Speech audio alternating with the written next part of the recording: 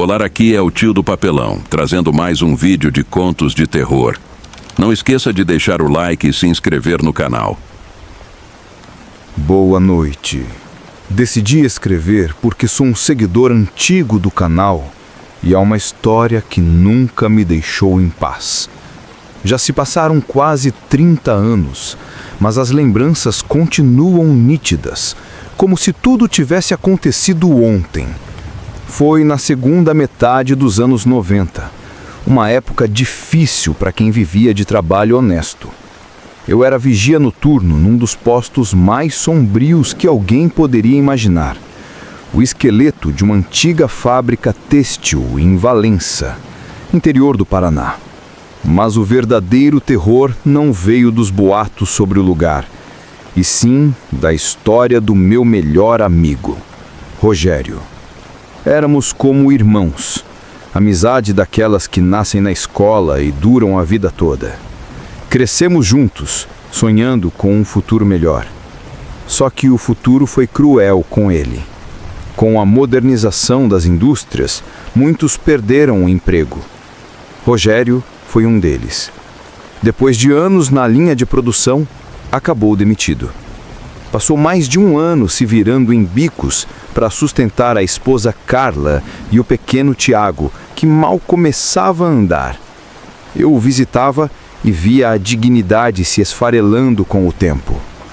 Enquanto isso, eu havia me estabilizado na segurança. O salário era modesto, mas certo. Então, o destino cruzou nossos caminhos. Surgiu uma vaga, justamente na ronda da fábrica abandonada. Ninguém queria aquele posto, mas era um emprego. Na hora, pensei nele. Falei com meu chefe e garanti que Rogério era o homem certo. Ele é pai de família, chefe. Precisa disso mais do que ninguém. A insistência deu certo. Lembro da alegria na voz dele quando liguei com a notícia. É sério, Marcos? Pelo amor de Deus, diz que é sério. Carla chorava de gratidão. E ele me disse uma frase que nunca esqueci. Você não só arrumou um emprego para mim, você salvou minha família. Nos dias seguintes, vê-lo fardado ao meu lado me enchia de orgulho. Mal sabia eu que estava levando meu amigo para o último turno da vida dele. A fábrica era um gigante adormecido. De dia, apenas ruínas enferrujadas. À noite, um labirinto de ecos e sombras. O silêncio era tão profundo que dava para ouvir o próprio sangue. O vento, entrando pelas janelas quebradas, parecia sussurrar histórias antigas. Eu já estava acostumado, mas Rogério ainda se impressionava. Trabalhamos juntos por uns 4 meses. As rondas eram longas e solitárias, e as conversas pelo rádio quebravam o tédio. Tudo certo no setor 5, Marcos? Tudo tranquilo, Rogério. Câmbio. Ele sempre falava da família, dos planos, da Carla e dos bolos que ela fazia. Parecia finalmente reencontrar a paz. Até aquela noite. Era uma terça chuvosa e fria. O supervisor pediu atenção redobrada no galpão C. Tinham encontrado adolescentes escondidos lá durante o dia. Por volta das 2 da manhã, Rogério foi verificar o local. Eu estava na guarnita quando ouvi seu chamado no rádio, com um ruído na voz. Marcos, tá na escuta? Houve barulho no mezanino. Parece gente andando. Vou subir para olhar. Negativo, Rogério. Pede apoio. Essa área tá condenada. Que nada. Deve ser só impressão. Já te chamo. A transmissão foi cortada por um estalo seco. Depois, um ruído metálico. E então, o som mais horrível da minha vida. O desabamento. Concreto, madeira e ferro se misturando num único estrondo. Depois, silêncio absoluto. Chamei por ele dezenas de vezes. Nada. Corri feito louco até o galpão. Quando cheguei, a poeira ainda suspensa, a lanterna revelou o horror. O mezanino havia despencado. Entre os escombros, só um pedaço do uniforme e a bota do meu amigo. O O grito não saiu.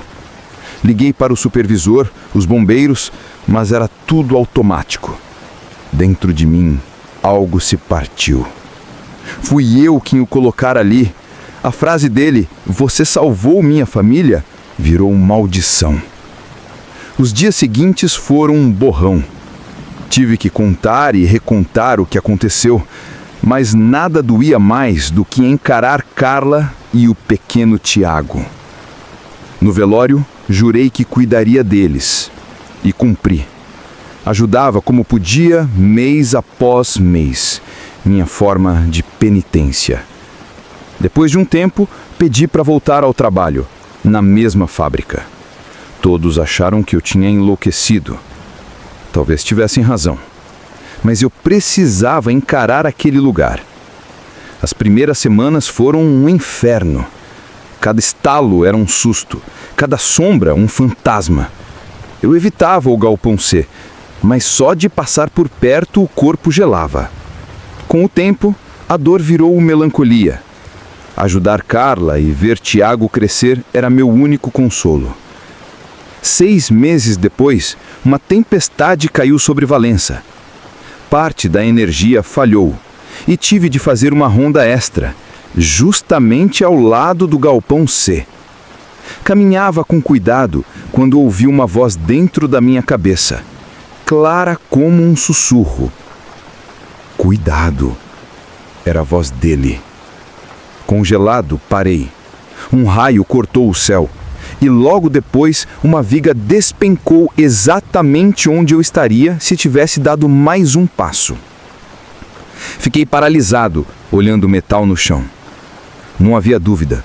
Rogério acabara de me salvar. A partir daí, o medo deu lugar à gratidão. Passei a conversar com ele nas rondas. "Tá aí, Rogério. Obrigado, meu irmão."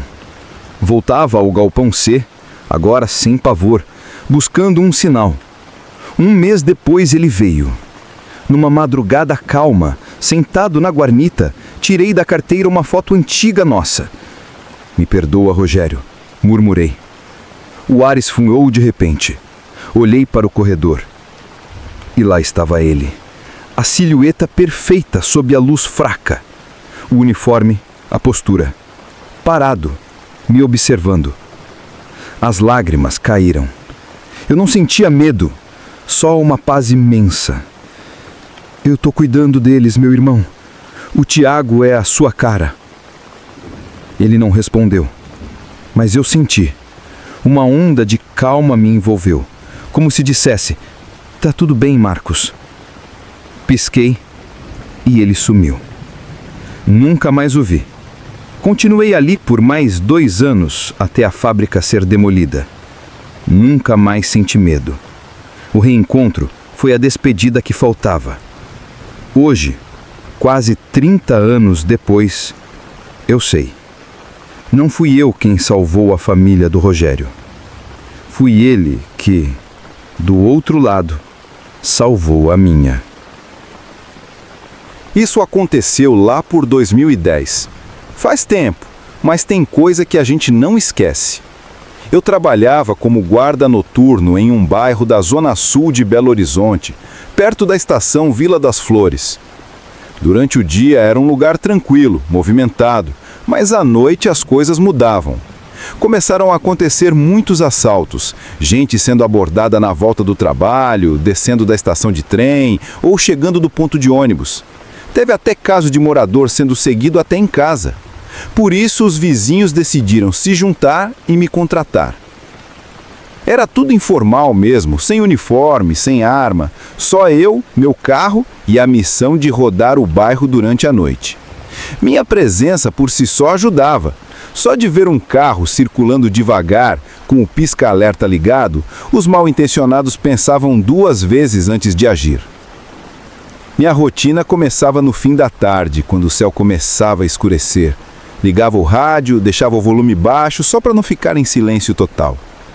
Ia fazendo as voltas, conhecia cada rua, cada ponto cego, cada portão com um cachorro bravo atrás. De vez em quando algum morador me ligava pedindo alguma coisa simples, Tipo para eu ficar parado em frente à casa até ele sair de carro, ou acompanhar a esposa que ia descer do ônibus à noite. Coisas assim, pequenos favores que faziam parte do trabalho. Um desses moradores às vezes me ligava pedindo um favor diferente: buscar a filha dele na estação. Ela fazia faculdade à noite e quando ele não podia ir, pedia para eu dar essa força. Devia ter uns 20 anos, era reservada, quieta, mas sempre muito educada. Dava boa noite, agradecia quando chegava, entrava no carro, colocava o cinto e ficava em silêncio durante o trajeto. Eu também não puxava assunto, era só um favor, um trecho curto, parte da minha noite, como qualquer outro. Isso não acontecia sempre, 1, 2 vezes por semana, no máximo. Provavelmente só quando o pai dela não conseguia buscar. Tudo sempre correu normal, até que numa dessas noites foi diferente. E é disso que eu vou falar. De uma única noite que ficou marcada na minha memória como se tivesse acontecido ontem. Porque naquela noite eu vi algo. E o que eu vi não era normal. Aquela noite começou como qualquer outra. O céu estava limpo, com uma lua minguante mal iluminando os telhados. O bairro já tinha se recolhido. Só se ouvia o som distante de um ou outro carro passando na avenida e de vez em quando o apito do trem cortando o silêncio vindo lá da estação. Eram quase 10h30 da noite quando o telefone tocou. Era o mesmo senhor de sempre, pedindo o favor de buscar a filha na estação. Disse que ela sairia da faculdade mais tarde do que o normal. Confirmei e fui para lá. Estacionei um pouco afastado da entrada onde sempre ficava, deixei o carro ligado, rádio no volume baixo e esperei. Ela apareceu poucos minutos depois, mas vinha diferente. O passo era apressado, o rosto tenso. Olhava para os lados como quem estivesse sendo seguida. Quando abriu a porta e entrou no carro, nem me cumprimentou, só bateu a porta e disse: "Acelera, por favor, vai logo!" Eu franzi a testa. Antes de colocar o carro em movimento, olhei para ela. "Tá tudo bem? Aconteceu alguma coisa?" Ela não respondeu imediatamente. Ficou olhando pela janela traseira, quase colada no vidro, como se procurasse alguém. Depois virou para mim e repetiu, a voz baixa, trêmula: "Eles estão vindo. Só vai, por favor." Aquilo me deu um gelo na espinha. Eu conhecia a postura dela, sempre tranquila, educada. Nunca tinha visto nem ela nem o pai dela agirem fora do normal, mas ali o medo era real e não parecia fingimento. Pisei no acelerador e comecei a seguir o caminho de sempre. Era um trajeto curto, coisa de 7, 8 minutos no máximo, mas aquela noite parecia mais longa.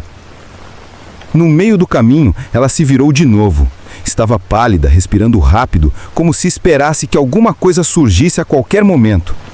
"Eles estão vindo, estão atrás da gente." "Quem?" perguntei, tentando manter a calma. "Você foi seguida?" Ela balançou a cabeça sem tirar os olhos do vidro. "Eles não são gente." O silêncio que se seguiu pareceu pesar dentro do carro. Tentei entender o que ela queria dizer, mas antes que eu pudesse perguntar mais alguma coisa, algo chamou minha atenção no retrovisor. Foi só por um segundo. Um movimento rápido, escuro, atravessando a rua atrás do carro. Não dava para ver forma nem rosto, um vulto como se a sombra de alguém ou de alguma coisa estivesse seguindo a gente de perto, mas sem tocar o chão.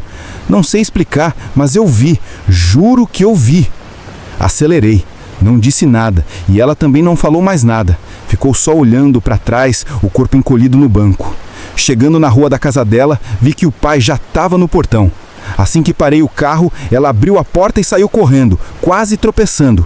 Subiu os 2 degraus da calçada gritando: "Mãe! Mãe!" Entrou sem olhar para trás. O pai ficou ali confuso, veio até mim e perguntou o que tinha acontecido.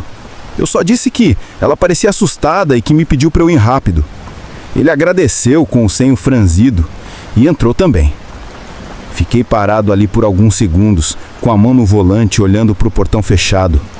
Naquela noite, não aconteceu mais nada, mas alguma coisa veio atrás da gente, e eu sei que não era coisa deste mundo.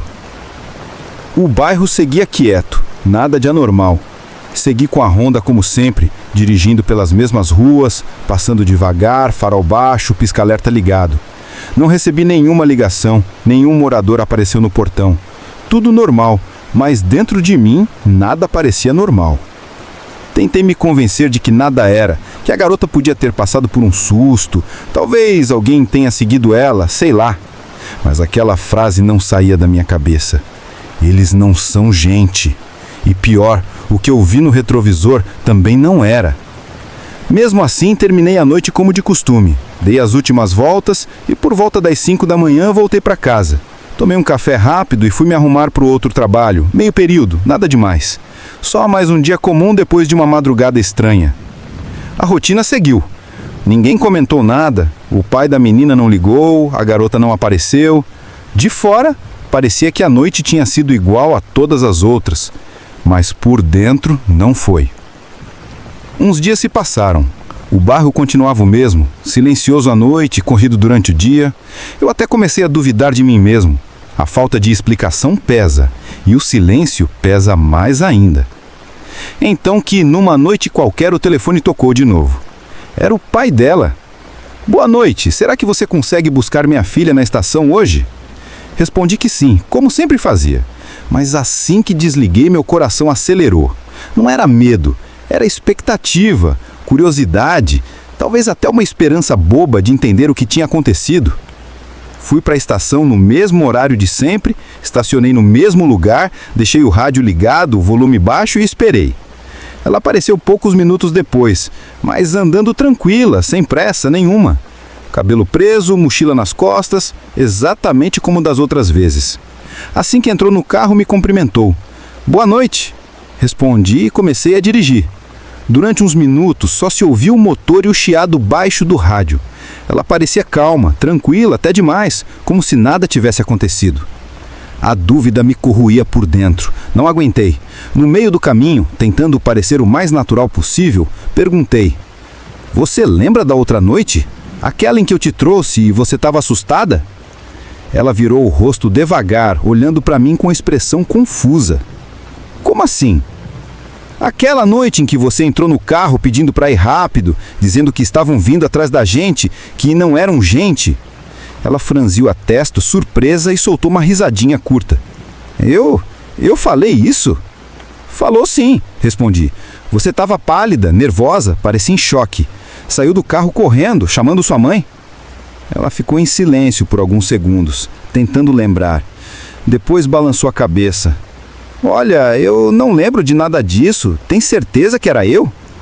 Aquilo me travou. Olhei para ela. Era a mesma pessoa, a mesma voz, os mesmos olhos. Era você sim, falei mais baixo. Ela sorriu de leve, meio sem jeito, e voltou a olhar pela janela. O resto do caminho seguiu em silêncio. Quando chegamos na casa, ela agradeceu como sempre. Boa noite, moço. Obrigada. Boa noite. Ela desceu, entrou no portão e sumiu lá dentro. Fiquei no carro por alguns segundos. Não era só o que ela disse, era o jeito como ela disse, como se aquilo tudo não tivesse existido, como se tivesse sido um sonho meu, ou pior, como se alguém tivesse apagado aquilo da memória dela. Naquela noite, eu não vi vultos, não ouvi nada estranho, não aconteceu absolutamente nada, e mesmo assim foi a noite mais incômoda que já vivi. Depois daquela carona, nunca mais fui chamado para buscar a filha dele. Continuei fazendo minhas rondas. O bairro seguiu como sempre. Um pedido de ajuda aqui, outro ali, tudo dentro do normal. Aquela garota que eu vi entrar no carro em pânico, desesperada, agora parecia outra pessoa. Ou talvez fosse a mesma, mas com alguma parte faltando. Como se aquela noite tivesse sido arrancada da lembrança dela. Pensei em contar ao pai o que tinha acontecido, o jeito como ela reagiu, o que eu vi no retrovisor. Mas o que eu ia dizer? Que vi um vulto seguindo a gente, que ela falou que eles não são gente. O homem ia achar que eu estava ficando maluco, então deixei para lá e segui com a vida. Isso aconteceu em 2017, quando eu fazia uns bicos como vigia noturno em um centro de distribuição nos arredores de Belém. Era um galpão logístico grande, mas isolado, o último da rua, bem na beira de uma área de mata fechada. Do lado de lá, só árvores, escuridão e barulho de bicho. De dia era movimentado, cheio de caminhões e empilhadeiras, mas à noite parecia outro mundo. Silêncio total. Só quebrado pelos sons da mata que, se você não se acostumar, te tiram o sono. Grilos, Corujas, árvores rangendo com o vento e às vezes ruídos que não dava para identificar. A empresa era grande, mas o turno da noite era simples. Eu ficava em uma guarita logo na entrada do terreno. Dentro havia uma mesa com 2 telas ligadas ao sistema de câmeras. Não tinha segurança armado, nem ronda. Era só eu, uma lanterna e um rádio que quase ninguém usava depois das 21 horas. O lugar era iluminado por refletores, mas mesmo assim, a escuridão da mata parecia mais densa que o normal. Dava para sentir o peso dela atrás do muro, como se a floresta esperasse alguma coisa. Eu tentava não dar atenção a isso. Tinha que manter o foco. Era só mais uma noite de trabalho. A rotina era tranquila. Chegava às 18 horas e o turno acabava às 6 da manhã. Passava as primeiras horas vendo as câmeras e checando os horários de entrada e saída de caminhões. Depois era só silêncio. Às vezes eu caminhava até o portão para esticar as pernas. Outras ficava dentro da guarita ouvindo o rádio no volume baixo para passar o tempo. Já trabalhava ali havia umas 2 semanas quando aquilo aconteceu. Até então, nunca tinha visto nada fora do normal. Mas uma coisa sempre me incomodava: a câmera virada para a parte de trás do terreno, que dava direto para a cerca colada com a mata. A imagem era sempre meio granulada, como se tivesse interferência. Achei que fosse falha no equipamento, mas era só naquela câmera, e só depois das 23 horas. Eu sempre olhava para ela com um certo incômodo, sem saber o motivo. Era como olhar dentro de um poço. Naquela noite, tudo começou normal. Luz estável, rádio funcionando, ar-condicionado com aquele barulho constante. Só mais um turno. Só mais uma noite igual a tantas outras. Mas por volta das 2:30 da manhã, a mata gritou. Eu estava sentado na cadeira da guarita, meio afundado, com os pés esticados e o rádio baixo. As telas das câmeras trocavam sozinhas a cada 10 segundos. Tudo normal. Nenhum movimento no pátio, portões fechados, o ar-condicionado soprando, aquele vento morno e preguiçoso. Foi então que ouvi um grito. Fino no começo, como se fosse um lamento, mas logo ficou profundo, rasgado, como se saísse de alguém sendo dilacerado. Não era perto, mas também não era longe. Vinha da direção da mata. Por reflexo, tirei os pés do apoio, endireitei o corpo na cadeira e fiquei ali, congelado, tentando entender o que tinha sido aquilo. Pássaro? Gente? Animal grande? Nenhuma dessas opções se encaixava com o som que eu tinha ouvido. Era algo ruim, o tipo de som que deixa inquieto, mesmo sem saber porquê. Esperei. Fiquei uns bons minutos parado, prestando atenção. Nada mais aconteceu. Peguei a lanterna, fui até a porta da guarita e olhei lá fora. Os refletores iluminavam uma boa parte do terreno, mas a cerca alta e a mata densa logo atrás viravam um breu absoluto. Nenhum movimento, nenhuma folha balançando, nenhum passo, só o som distante de grilos e o zumbido da lâmpada fluorescente acima da guarita. Voltei para dentro, fechei a porta e tranquei. Pensei, não vou sair para ver. Pode ser alguém tentando me atrair. Algum maluco escondido na mata, vai saber. Melhor não. O protocolo da empresa nem permitia sair do posto. Me convence de que era só um bicho, talvez um porco do mato, ou algum animal que eu nem conhecia. Voltei para a cadeira, mas não consegui relaxar. Fiquei encarando a tela da câmera voltada para a cerca dos fundos, aquela com a imagem granulada. Uns 20 minutos depois, veio o segundo grito. Igual ao primeiro, mas mais próximo. Era o mesmo som, mas dessa vez parecia mais consciente, como se chamasse, como se soubesse que eu estava ouvindo. Eu me arrepiei todo. O rádio chiou como se pegasse interferência, mesmo sem ninguém falando. A luz da tela oscilou e, de novo, silêncio. Mas não o silêncio normal da madrugada. Era um silêncio pesado, sufocante, como se o mundo parasse por um instante. Eu fiquei ali com a mão suando em cima do mouse, olhando para a tela estática e pensando, se gritar de novo eu vou embora. Mas não gritou. Só que aí começaram as batidas na porta da guarita. A primeira veio seca, forte, do lado direito, bem na porta. Dei um pulo na cadeira, o vidro chegou a vibrar. Virei rápido para os monitores, tentando entender o que estava acontecendo. E foi nesse exato momento que as duas telas apagaram, sumiram. Não escureceram aos poucos, desligaram de uma vez, como se tivessem sido arrancadas da tomada. Fiquei parado, coração disparado, respiração curta. As luzes da guarita ainda acesas, o rádio chiando baixinho, o ar-condicionado soprando, mesmo vento morno e preguiçoso. Mas as telas, nada. E aí veio a segunda batida. Mais forte, mais ritmada. Não era soco, não era desespero. Era como se alguém tivesse marcando presença. Andei até a porta com a lanterna na mão. Apontei o facho pelo vidro lateral. Ninguém. Nenhuma sombra. A entrada do terreno estava iluminada pelos refletores e não havia sinal de movimento. Mas dava para sentir. O ar ao redor parecia mais denso, pesado. Voltei para a mesa, tentando religar os monitores. Toquei nas bordas, apertei botões. Nada. E então veio a terceira batida. Sozinha, forte, a que fez o chão vibrar levemente. Logo depois, silêncio. Mas não um silêncio comum, aquele silêncio que parece tampar os ouvidos, como se tudo ao redor tivesse parado de existir. Nenhum barulho da mata, do rádio, do ar-condicionado. Nada. Eu fiquei de pé no meio da guarita, com a lanterna tremendo na mão, e então, sem aviso, os dois monitores ligaram novamente. As câmeras voltaram, imagens normais, ciclo automático reiniciado, tudo funcionando como se nada tivesse acontecido. Minha primeira reação foi abrir o sistema de reprodução e voltar às imagens do horário das batidas, quase 3 da manhã. Playback. A câmera da entrada mostrava a guarita de fora. Tudo parado. Nenhuma figura, nenhum vulto, nenhum movimento. Passei para a câmera lateral.